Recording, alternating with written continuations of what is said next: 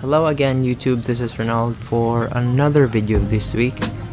This isn't going to be mainly a drawing video but sort of a travel slash drawing video, so if it gets all boring, feel free to skip the time-lapse or hyperlapse if you just want to see the final drawing, which you can find at the end of this video.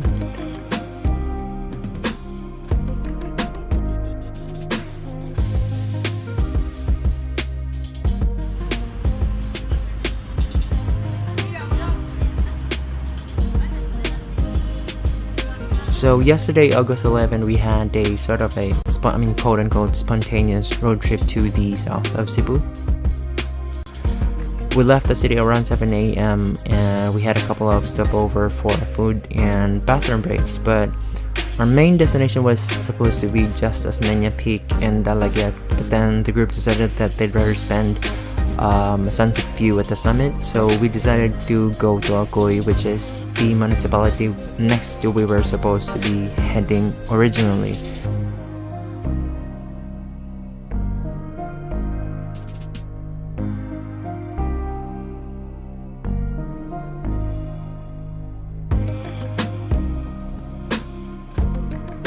We went there to lounge for 2 hours, swim, and ate our lunch.